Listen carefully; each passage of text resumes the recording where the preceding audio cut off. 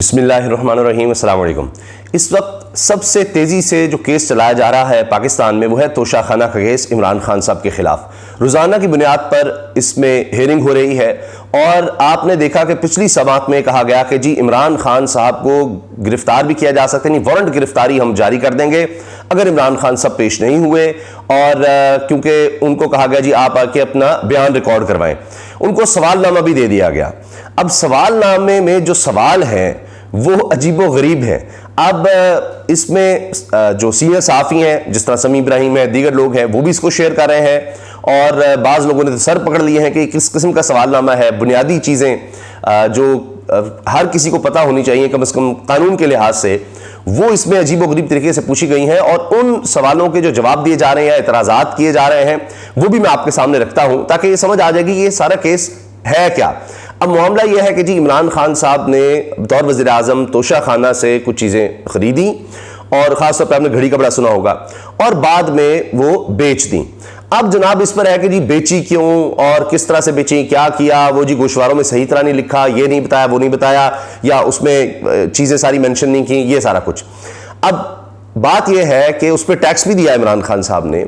अब छोड़ दें एतजाज़ एहसन की बात को भी कि जी अगर ये सब कुछ होगा तो जो जिन्होंने गाड़ियां बेच दी हैं, जो कानूनी तौर पर बेच नहीं सकते थे, उनका क्या होगा। जिन्होंने गाड़ियां बेची और उसके बाद उन्होंने रकम भी दिखा दी है, मरीम नवाज साहब जैसे लोग, तो उनका क्या कि जी उन्होंने कहा अपने गोशारों में हमने ये गाड़ी बेच के इतने पैसे कमा लिए, तो उन पर तो आज तक कुछ नहीं हुआ। तो फिर उन्होंने कहा कि जी यूसुफ रज़ा गिलानी पर भी बात जाएगी, नवाज शरीफ पर भी जाएगी, ये सारा कुछ खुलेगा। लेकिन अभी तो यह है कि हर सूरत इमरान खान साहब को इस केस में कन्विक्ट करके उनको जेल भिजवाना है। अब इसमें इस्लामाबाद हाई कोर्ट में मामला चल रहे हैं और सुप्रीम कोर्ट भी गए थे इमरान खान साहब, जहां पर बड़ी बहस चली कल के जी क्या इमरान खान को रिलीफ मिला है या नहीं मिला। और अब उस हवाले से बात हुई कि जी सुप्रीम कोर्ट ने कह दिया कि जी इसमें हाई कोर्ट जो है वो फैसला करे। उस पर भी मांगे क्योंकि हाई कोर्ट में कई दरखास्तें गई हुई हैं। और अब मैं आपके सामने रख रहा हूं सवाल कि क्या सवाल पूछे गए हैं और उनके हवाले से कानूनी माहिरीन क्या कह रहे हैं। अच्छा, पहली चीज तो ये देखिए कि जनाब जिस तरह अजहर सिद्दीक एडवोकेट साहब हैं वो लिखते हैं कि फौजदारी कानून समझाना पड़ेगा, सवाल निशान तंज करते हुए कि जी फौजदारी कानून भी समझाना पड़ेगा, कि जज साहब के सवालात से बिलाशुबा लगता है कि वो किसी दबाव में हैं। ये अजहर सिद्दीक एडवोकेट साहब लिख रहे हैं कि जी इमरान खान से तोशाखाना केस में पूछे गए सवाल चेक करें और इन जाहिलों की अक्ल का अंदाजा लगाएं। आइए इन सवालात का पोस्टमार्टम करते हैं और इनकी अक्लों पर मातम करते हैं। सवालात सालाना इनकम टैक्स गोशवारों के साथ जमा करवाई जाने वाली वेल्थ स्टेटमेंट यानी असासों की तफसीलात के हवाले से हैं और ऐसी बातें पूछ रहे हैं जो इन गोशवारों में लिखने की जरूरत ही नहीं और ना ही ऐसा कोई कानून है कि यह सब लिखना था। सवाल है जिसको तहफ़ बेचे इसका नाम और रसीदें टैक्स गोशवारों में नहीं दी। जवाब इसका दिया जा रहा है, अजहर सिद्दीक साहब कहने इसका जवाब भी बनता है। अच्छा, कई लोगों ने इस तरह की चीज़ें शेयर की हैं, तो मैं चूंकि अजहर सिद्दीक साहब एडवोकेट हैं इसलिए उनका कर रहा हूँ, बाकी सीनियर सहाफ़ी समी इब्राहिम साहब है, दीगर लोग हैं, उन्होंने भी ये बातें की हैं। जवाब जी टैक्स गोशवारों में वसूल की गई रकम लिखी जाती है, इसमें जिसको तोहफा बेचा गया इसके नाम रसीदों का क्या काम, ना ही ऐसी कोई कानूनी जरूरत होती है। फिर सवाल पूछा गया है आपने जो तहफ़ किसी और को आगे गिफ्ट किए इन लोगों के नाम क्यों नहीं लिखे। जवाब इसका ये बनता है जी ये भी किसी गोशवारे में नहीं लिखे जाते, ना ऐसी कोई कानूनी जरूरत है। फिर आप कहेंगे कि उन लोगों के बाप दादा के कवाइफ भी लिखे कि नहीं लिखे आपने। फिर सवाल हुआ है जी इसमें सवालनामे में अपने सारे पैसे अपने बैंक में क्यों नहीं जमा किए, यानी जितने पैसे आपने ये बेचकर लिए वो क्यों नहीं सारे बैंक में रखवाए। जवाब इसका है जी जो रकम है ही इमरान खान की, इससे इसकी मर्जी जो भी करे बैंक में रखे या कैश या खर्च कर दे, इसमें हुकूमत या कोई भी इदारा इंस्ट्रक्शन देने का मजाज ही नहीं।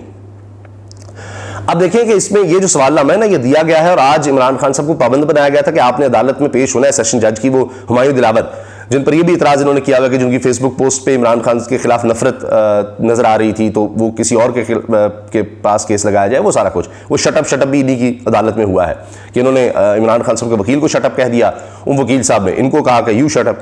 तो खैर, और इस्लामाबाद हाई कोर्ट में भी ये मामला चल रहे हैं और कई दरखास्तें हैं। ये दरखास्त भी है किसी और के पास लगाने की, फिर ये भी है कि जी ये काबिल समात ही नहीं है, 120 दिन के अंदर ऐसा कोई केस आना चाहिए या मजिस्ट्रेट के पास पहले जाना चाहिए था। तो ये सब नहीं किया गया, लेकिन उस पर अभी तक कोई फैसला ही नहीं हो रहा या सुनी नहीं जा रही इस्लामाबाद हाई कोर्ट में। Chief justice Islamabad high court के पास दरखास्तें हैं, इसीलिए अब ये जो दरखास्तें 3-4 इस वक्त पेंडिंग है, ख्वाजा हारिस साहब वकील हैं इमरान खान साहब के, यहां भी सेशन निचली अदालत में भी, फिर वो इसके हवाले से गए हैं इस्लामाबाद हाई कोर्ट में। अब लगता है यह हुकूमत ये चाहती है कि किसी न किसी इलेक्शन कमीशन भी के जी नीचे ये फैसला हो जाए, इमरान खान को एक दफा सजा हो जाए, तब तक ऊपर पेंडिंग ही रखें। लेकिन कानून ये है कि प्रैक्टिस ये है कि जब तक आप फैसले नहीं कर लेते तब तक, यानी जो दरखास्तें गई हुई हैं जो केस के हवाले से हैं कि जी सुना जा सकता है, नहीं सुना जा सकता, इस जज के पास है नहीं है, ये जो फेसबुक पर उनकी पोस्ट आ गई, इसकी तहकीकात जो भी है, तो उसकी बुनियाद यह है कि भाई अगर वहां पर फैसला हो जाता है कि केस सुना ही नहीं जा सकता था, तो नीचे फिर सजा देने का वो सारा वक्त जो है वो जाया हो गया, जो भी है, चाहे बरी कर दिया चाहे सजा दे दी। जब तक आप ऊपर जो आपने दरखास्तें दी हुई हैं उनका फैसला नहीं होता, अगर वो किसी भी तरह से हो जाता है तो निचला फैसला तो फिर फारिग हो जाएगा। तो अब यही बात सुप्रीम कोर्ट में भी गई थी, तो सुप्रीम कोर्ट ने कहा कि जी पहले हाई कोर्ट जो है वो इन दरखास्तों का फैसला करें। अब वो देखना यह है कि इस्लामाबाद हाई कोर्ट जब तक फैसला नहीं करती क्या नीचे रुकता है ट्रायल, नहीं रोका है सुप्रीम कोर्ट ने, यही कहा जा रहा था जी रिलीफ उस तरह नहीं मिला, लेकिन कहीं ना कहीं तो इस्लामाबाद हाई कोर्ट को ये सारी दरखास्तों के फैसले करने होंगे, और उसके बाद फिर यही मामला आएगा। अगर इमरान खान साहब के हक में हो गया तो नीचे से केस ही फारिग, और अगर इनके खिलाफ हुआ तो फिर इमरान खान सुप्रीम कोर्ट जा सकेंगे, ये उनके पास फोरम मौजूद है। अब जो बात आ गई सवालनामा पर, जिसके हवाले से कहा गया जी ये सवालनामा है, कल इमरान खान यानी आज के दिन पेश हो, नहीं पेश होंगे तो हम उनके वारंट जारी करेंगे, वारंट गिरफ्तारी इमरान खान के जारी कर देंगे। इमरान खान साहब पेश भी हुए थे, इसमें दीगर अदालतों में हुए थे, उसके बाद फिर वो वापस लाहौर आ गए थे इस्लामाबाद से। अब जनाब आज इस पर जो प्रोसीडिंग होगी उसकी भी हम बाद में बात करेंगे, लेकिन सवाल सुनिए और उन पर एतराजात सुनिए। सवाल यह है कि जी अब ये आपने जो रकम थी बैंक में सारी क्यों नहीं जमा करवाई, तो इस पर अब जवाब ये भी दिया जा रहा है कि जी 5 करोड़ 80 लाख के तहफ़ बेचे, 2.17 करोड़ तोशाखाना को कानून के मुताबिक कीमत अदा की, बाकी रकम जो कि इमरान खान की मलकियत थी जिससे जो मर्जी करें, इसमें से 3 करोड़ अपने बैंक अकाउंट में जमा किए। इतराज यह है कि बाकी 2 करोड़ 80 लाख अपने बैंक अकाउंट में जमा नहीं कराया, तो यह करप्शन हो गई। बैंक में जमा करवाए या घर में रखे या खर्चे, हुकूमत या इदारा कोई कानून इस्तेहकाक नहीं रखता कि इस पर किसी शहरी को इंस्ट्रक्ट करे। फिर सवाल हुआ जी अपने गोशवारों में तहफ़ की कीमत को यानी कॉस्ट क्यों नहीं लिखी। जवाब इसका ये दिया जा रहा है तहफ़ की जो वैल्यू कैबिनेट डिवीजन लगाता है, असेस्ड वैल्यू वो करता है, वो लिखी जाती है, वरना तहफ़ की असल कीमत तो तोहफा देने वाले को ही पता होती है।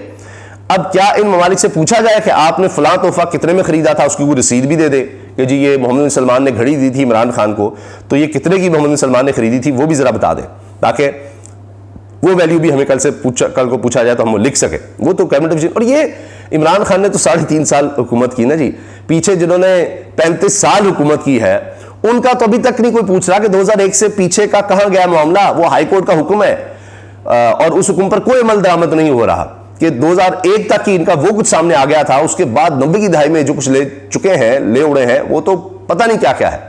और उस वक्त उन्होंने बिल्कुल भी, चूंकि सोशल मीडिया डिजिटल मीडिया तो अब आया है, उससे पहले इलेक्ट्रॉनिक मीडिया में भी तरक्की, वरना सिर्फ पीटीवी था, तो उस वक्त तो सारे बादशाह थे जो मर्जी जिस तरह मर्जी करें, तो वो दे ही नहीं रहे। और हाई कोर्ट की तरफ से भी अभी तक कोई ऑर्डर उस पर नहीं आया कि देखिए उनकी खिलाफ वर्जी हो रही है, तौहीन हो रही है। खैर कभी ना कभी तो शायद सामने आ ही जाएंगे।